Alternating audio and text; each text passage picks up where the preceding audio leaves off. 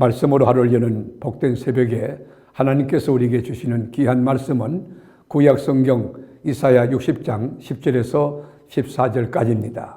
온라인으로 동참하는 여러분도 다 함께 성경을 펴주시고 함께 말씀 속으로 들어가 보실까요?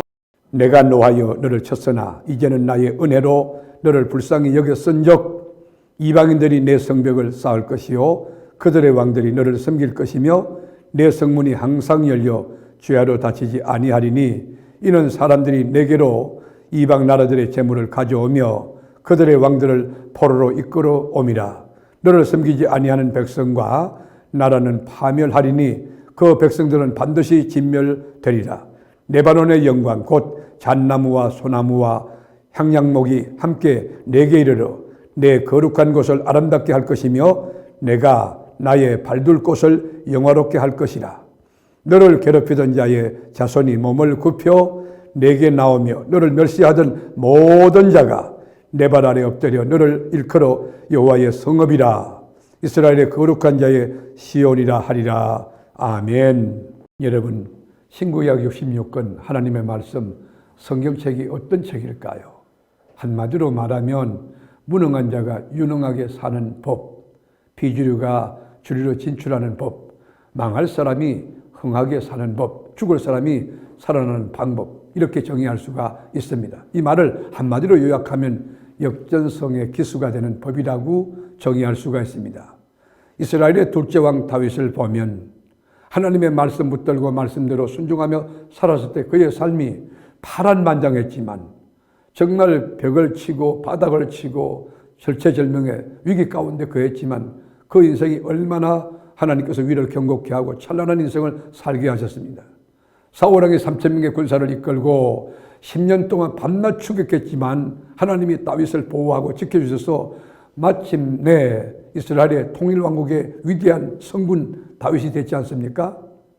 우리가 다니엘도 보십시오. 바벨론의 포로로 끌려갔지만 당시 세계 강국이었던 바벨론의 수총리가 되지 않습니까? 그가 하나님의 말씀 지키기 위하여 신앙을 지키기 위하여 비록 사자굴 속에서 떨어졌지만은 하나님이 그의 위를 경고케 하고 보호해서 그를 역사의 큰 인물로 등단시켜 빛나게 하는 정말 자존감이 높은 인생으로 세웠지 않습니까?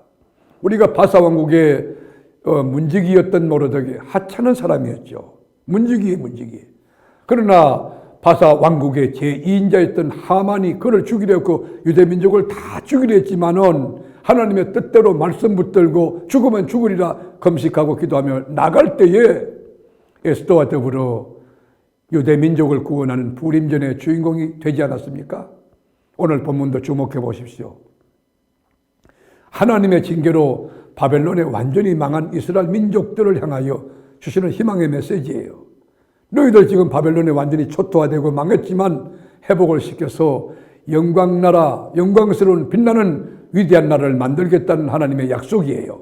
역전시키겠다는 것이에요. 우리가 10절 한번 볼까요?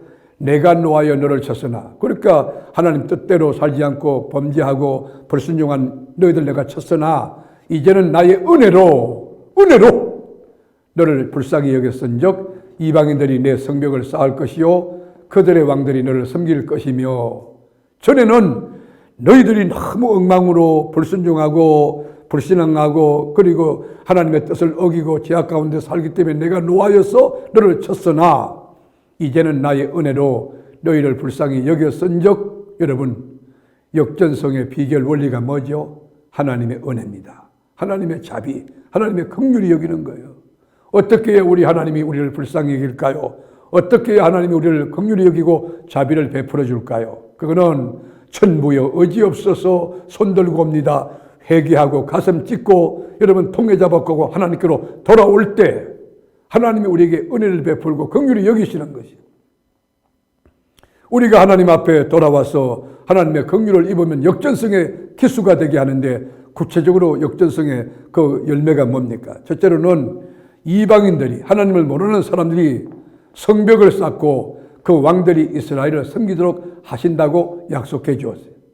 바벨론 포로에서 예루살렘으로 돌아온 이스라엘 민족들이 맨 먼저 한 것이 뭡니까? 예루살렘 성벽 재건입니다. 근데 성벽 재건할 때 이방인들이 막 싸우려고 했지만은 느헤미야가 그걸 반대했어요. 그래서 직접 거기 가담하지 않았지만 예루살렘 회복에 그리고 재건의 역사는 이방인들이 방해하지 않고 도와줌으로 가능한 것입니다. 그러므로 하나님의 말씀이 이루어진 것입니다. 하나님은 하나님을 전혀 알지 못하고 그리고 모르는 바사의 고레스 왕을 통해서 하나님의 일을 진척하고 하나님의 일을 완성하셨어요. 바벨론을 정복한 다음에 칙령을 내려서 포로로 잡혀온 유대 민족들을 예루살렘으로 내려보냈습니다. 돌려보냈습니다. 왜요? 무너진 성벽을 재건하라고. 놀랍지 않습니까? 하나님을 모르는 바사왕 고레스가 어떻게 이런 일이 가능할까요? 여러분, 이건 하나님의 역사입니다. 그러나 하나님이 택하고 하나님의 역사와 이적을 많이 나타내시고 하나님께서 현존하시는 그 역사를 보여줬던 이스라엘 민족들, 선민들은 어떻습니까? 이사야 1장 3절에 보면 소는 그 임자를 알고 나귀는 그 주인의 구유를 알건만은 이스라엘은 알지 못하고 나의 백성은 깨닫지 못한다 하셨도다. 여러분, 소도 임자를 안다는 거예요. 나귀도 자기 주인의 구유를 안다는 거예요. 그러나 하나님이 택함 그리고 독생자 예수까지 십자가상에 내주어서 대속제물이 하신 그 크신 하나님의 사랑 깨닫지 못하고 알지 못하고 여러분 우둔하자는 거예요. 그뿐만입니까? 여러분, 하나님께서 이 바벨론 사방 민족들에게 유대인의 귀환을 도와주라고 요청하는데 이게 놀라운 아이러니예요. 바사왕 고레스가 칙령을 내려서 유대 민족 해방령을 내린 것도 기적이지만 바벨론 사방에 동서남북 사방에 있는 민족들에게 유대인이 돌아가는 길을 막지 말아라. 그 귀환을 도와주라고 요청합니다. 에스라서 1장 6절에 보면 그 사면 사람들이 은그릇과 금과 물품들과 짐승과 보물로 돕고 하나님의 백성들을 도와주는 이게 놀라운 기적 아닙니까? 그 외에도 예물을 기쁘게 드렸더라. 여러분, 이방인 고레스 왕이 어떻게 이런 칙령을 내릴 수 있을까요? 그것은 하나님의 종 예레미야에게 하나님께서 말씀하신 입술을 통하여 선포하게 한 그 말씀을 이루려고 하나님이 바사왕 고레스의 마음을 감동시키신 것입니다. 이 말은 하나님의 말씀은 그대로 이루어진다는 것이에요. 하나님의 말씀을 믿고 살아가면 그 말씀이 내게 임할 것이고 그 말씀대로 살아가면 우리 가정에 그 말씀이 임할 것이고 그 말씀대로 살아가면 우리 교회에 그 말씀이 임하는 거예요. 가장 큰 축복은 말씀이 임하고 말씀이 이루어지는 거예요. 오늘 말씀으로 하루를 여는 이 새벽을 시청하는 여러분에게 지난주 선포했던 말씀을 그대로 믿고 살아가는데 말씀 그대로 이루어지는 역사가 있기를 축복합니다. 우리 에스라 1장 1절도 볼까요? 바사왕 고레스 원년에 여호와께서 예레미야의 입을 통하여 하신 말씀을 이루게 하시려고 그래요. 고레스 왕 원년에 하나님께서 예레미야의 입을 통하여 하신 말씀을 이루게 하시려고 그렇게 강단에서 하나님 말씀이 선포될 때 그 말씀을 누가 이루신다는 거죠? 하나님이 이루시는 것이에요. 믿음을 선포하면 믿음대로 되어지고 여러분 말씀에 순종을 선포하면 순종하는 자에게 그대로 말씀이 임하는 거예요. 그래서 바사왕 고레스의 마음을 감동시키며 말씀을 이루시기 위하여 하나님을 모르는 바사왕 고레스의 마음을 감동시켜 흥분시켜서 그가 온 나라에 공포도 하고 조서도 내려 이르되 여러분 유다를 침략하고 빼앗고 죽이던 원수들이 해방령을 오히려 내리고 기국을 돕고 탈취한 성전 기물을 돌려주고 성벽과 성전을 재건하라고 많은 목재와 은금 보화를 주고 짐승들을 보내주었습니다. 놀라운 역사 아닙니까? 하나님의 말씀을 믿고 하나님의 말씀을 붙들고 기도하고 말씀대로 순종하며 사는 여러분에게 이런 기적의 역사가 지금부터 천국 가는 날까지 경험될 수 있기를 축원합니다. 그뿐 아니에요. 하나님의 백성들에게 평안과 재물의 복을 막 더해 주시는 거예요. 이사야 60장 11절에 보면 내 성문이 항상 열려 주야로 닫히지 아니하리니 이 굉장한 메시지가 있어요. 성문이 항상 열려 있다. 주야로 닫히지 않았다는 것이에요. 이는 사람들이 내게로 이방 나라들의 재물을 가져오며 그들의 왕들을 포로로 이끌어 옴이라. 여러분 고대 근동의 성문은 낮이나 밤이나 여러분 닫아놓습니다. 물론 낮에는 열어놓죠. 업무 때. 그러나 왜 성문이 항상 열려 있습니까? 이것은 무슨 뜻입니까?